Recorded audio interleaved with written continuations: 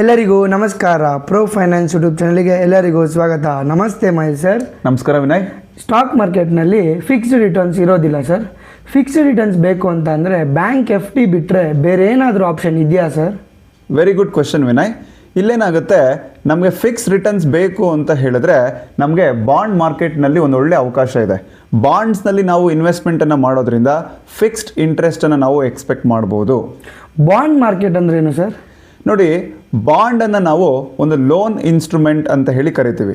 ಇಲ್ಲೇನಾಗುತ್ತೆ, government ಅಥವಾ ಕಂಪನಿಗಳು ತಮಗೆ ಹಣದ ಅವಶ್ಯಕತೆ ಇದ್ದಾಗ ಜನರಲ್ ಪಬ್ಲಿಕ್ಕಿಂದ ಹಣವನ್ನು ಸಾಲವಾಗಿ ಪಡಿತಾರೆ. ಇದರ ಸಲುವಾಗಿ ಅವರು ಬಾಂಡ್ಸ್ಗಳನ್ನು ಇಶ್ಯೂ ಮಾಡ್ತಾರೆ. ಇಲ್ಲೇನಾಗುತ್ತೆ, ಪ್ರತಿ ತಿಂಗಳು ಅಥವಾ ವರ್ಷಕ್ಕೆ ಒಮ್ಮೆ ನಿಮಗೆ ಫಿಕ್ಸ್ಡ್ ಇಂಟ್ರೆಸ್ಟು ಸಿಗ್ತಾ ಹೋಗುತ್ತೆ. ಬಾಂಡ್ ಮಾರ್ಕೆಟ್ನ ಫಿಕ್ಸ್ಡ್ ಇನ್ಕಮ್ ಅಂತ ಯಾಕೆ ಕರೀತಾರೆ ಸರ್? ನೋಡಿ ವಿನಯ್, ಬಾಂಡ್ ಸರ್ಟಿಫಿಕೇಟ್ಗಳನ್ನು ಇಶ್ಯೂ ಮಾಡ್ತಕ್ಕಂಥ ಸಂದರ್ಭದಲ್ಲಿ ಆ ಸರ್ಟಿಫಿಕೇಟ್ನಲ್ಲಿ ಮೆನ್ಷನ್ ಮಾಡಿರ್ತಾರೆ ಎಷ್ಟು % ಇಂಟ್ರೆಸ್ಟ್ ಸಿಗುತ್ತೆ ಅಂತ ಹೇಳಿ. 8% ಅಂತ ಹೇಳಿ ಅವರೇನಾದರೂ ಮೆನ್ಷನ್ ಮಾಡಿದರೆ ಆ ಬಾಂಡಿನ ಮೆಚುರಿಟಿ ಇರೋ ತನಕ ಗೌರ್ನಮೆಂಟ್ ಅಥವಾ ಕಂಪನಿನೇ ಆಗಿರಲಿ ಆ 8% ಇಂಟ್ರೆಸ್ಟ್ನ ಕೊಡ್ತಕ್ಕಂಥ ಜವಾಬ್ದಾರಿ ಅವ್ರ ತಲೆ ಮೇಲೆ ಇರುತ್ತೆ.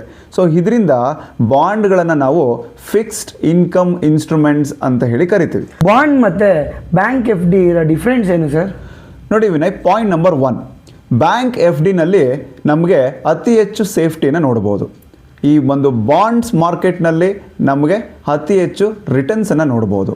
ಪಾಯಿಂಟ್ ನಂಬರ್ 2, ಬ್ಯಾಂಕ್ FDನಲ್ಲಿ ನೀವು ನಿಮ್ಮ ಹತ್ರ ಇರತಕ್ಕಂಥ ದುಡ್ಡನ್ನು ಬ್ಯಾಂಕಲ್ಲಿ ಡೆಪಾಸಿಟ್ ಮಾಡ್ತೀರಾ. ಬಾಂಡ್ ಮಾರ್ಕೆಟ್ನಲ್ಲಿ ನಿಮ್ಮ ಹತ್ರ ಇರತಕ್ಕಂಥ ಹಣವನ್ನು ಗೌರ್ಮೆಂಟ್ ಅಥವಾ ಕಂಪನಿಗಳಿಗೆ ಸಾಲವಾಗಿ ನೀವೇ ಕೊಡ್ತೀರಾ.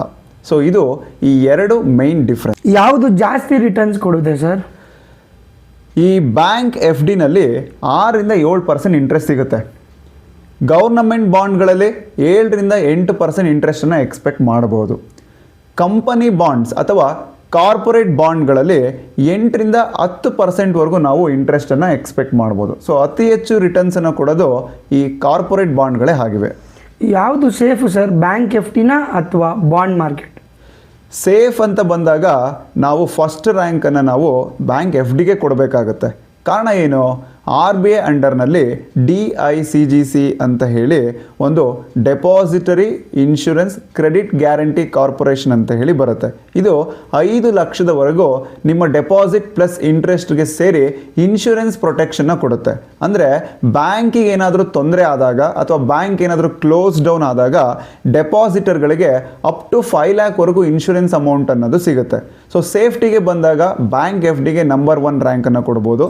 ಮತ್ತು ನಂಬರ್ 2 ರ್ಯಾಂಕನ್ನು ನಾವು ಗೌರ್ಮೆಂಟ್ ಬಾಂಡ್ಗಳಿಗೆ ಕೊಡ್ಬೋದು. ಕಾರಣ ಏನು ಅಂತ ಹೇಳಿದ್ರೆ, ಗೌರ್ಮೆಂಟ್ ಬಾಂಡ್ಸ್ಗಳಿಗೆ ಸರ್ಕಾರನೇ ಬ್ಯಾಕಪ್ ಆಗಿ ಇರೋದ್ರಿಂದ 2ನೇ ರ್ಯಾಂಕು ಗೌರ್ಮೆಂಟ್ ಬಾಂಡ್ಸ್ಗಳಿಗೆ ಹೋಗುತ್ತೆ.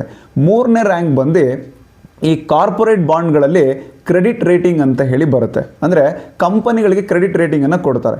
AAA, AA, single A, BBB, BB, single B, ಈ ರೀತಿ ಅಪ್ ಟು D ವರೆಗೂ ಹೋಗುತ್ತೆ. ನೀವು ಇನ್ವೆಸ್ಟ್ಮೆಂಟನ್ನು ಮಾಡಬೇಕಾದ್ರೆ ಈ AAA ರೇಟೆಡ್ ಬಾಂಡ್ಸ್ಗಳ ಮೇಲೆ ಇನ್ವೆಸ್ಟ್ಮೆಂಟನ್ನು ಮಾಡೋದು ತುಂಬ ಒಳ್ಳೆಯದು. ಇಲ್ಲೇನಾಗುತ್ತೆ, ಅತಿ ಹೆಚ್ಚು ಸೇಫನ್ನು ಇರುತ್ತೆ. ಇದು ರ್ಯಾಂಕ್ನಲ್ಲಿ 3ನೇ ನಂಬರನ್ನು ಪಡ್ಕೊಳ್ಳುತ್ತೆ. ಸೊ ಅತಿ ಕಮ್ಮಿ ರೇಟಿಂಗನ್ನು ಇರತಕ್ಕಂಥ ಬಾಂಡ್ಸ್ಗಳಲ್ಲಿ ನೀವು ದಯಮಾಡಿ ಅಮೌಂಟನ್ನು ಹಾಕಬಾರ್ದು. ಅತಿ ಕಮ್ಮಿ ರೇಟಿಂಗ್ ಹೋಗ್ತಾ ಹೋಗ್ತಾ ಜಾಸ್ತಿ ರಿಟರ್ನ್ ಸಿಗುತ್ತೆ, ಆದರೆ ರಿಸ್ಕ್ ಅನ್ನೋದು ಜಾಸ್ತಿ ಆಗುತ್ತೆ.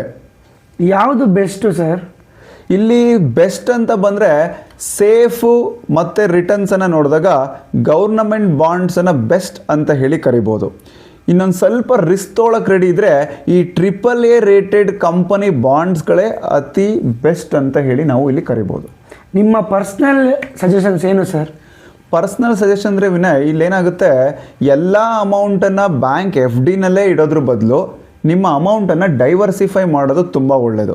ಸ್ವಲ್ಪ ಅಮೌಂಟನ್ನು ಬ್ಯಾಂಕ್ FDನಲ್ಲಿ, ಸ್ವಲ್ಪ ಅಮೌಂಟನ್ನು ಗೌರ್ನಮೆಂಟ್ ಬಾಂಡ್ಸ್ಗಳಲ್ಲಿ, ಇನ್ನು ಸ್ವಲ್ಪ ಅಮೌಂಟನ್ನು ಈ ಒಂದು ಕಂಪನಿ ಅಥವಾ ಕಾರ್ಪೊರೇಟ್ ಬಾಂಡ್ಗಳಲ್ಲಿ ನೀವು ಇಡ್ಬೋದು. ಅಂದರೆ ಈ 100 ಏಜ್ ರೂಲ್ ಅಂತಕ್ಕಂಥ ತಮ್ ರೂಲನ್ನು ಪ್ರತಿಯೊಬ್ಬರು ಫಾಲೋ ಮಾಡಬೇಕು.